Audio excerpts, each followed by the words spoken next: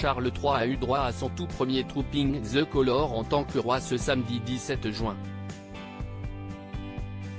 Une journée historique pour lui, qui a bien failli être gâchée par un animal un poil fringant. Le mauvais caractère de Charles III n'est pas une légende. Dès qu'il est devenu roi, le fils d'Élisabeth II s'est fait remarquer par son impatience face à son stylo qui fuyait. « Mon Dieu, je déteste ça. Je ne peux pas supporter ce foutu truc, c'est ce qu'ils font à chaque fois », avait-il grommelé, alors que Camilla Parker Bowles volait à son secours.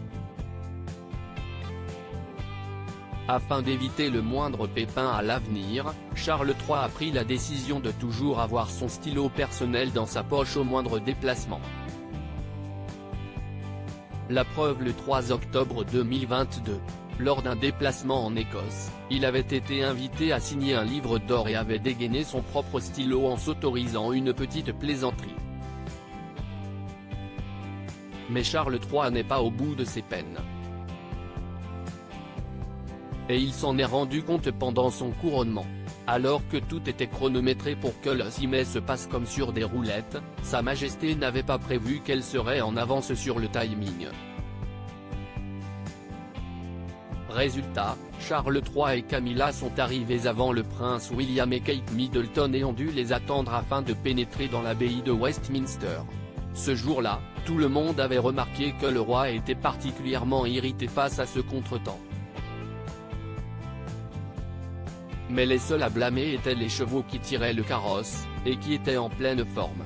Le cheval de Charles III a fait des siennes et ce samedi 17 juin, la patience de Charles III a encore été mise à épreuve pendant son tout premier Trooping the Colour.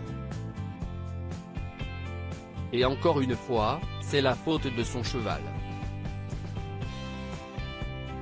Assis sur le dos de son destrier, appelé Noble, le roi a eu beaucoup de mal à canaliser l'animal, comme expliqué par l'experte royale Judy James. Trooping the Colour aurait pu être légèrement gâché par le cheval plutôt fringant avec lequel Charles semblait se débattre, a-t-elle analysé. Résultat, Charles n'a pas pu conserver une posture formelle, à l'inverse du prince William, du prince Édouard et de la princesse Anne, qui étaient statiques sur leur monture. Obligé de maintenir son cheval à l'aide de ses deux mains, Charles a fini par se plaindre à son épouse lorsqu'il l'a rejointe. Le roi a semblé se plaindre à nouveau à Camilla une fois arrivé à côté de la tribune où elle se tenait, a souligné la spécialiste.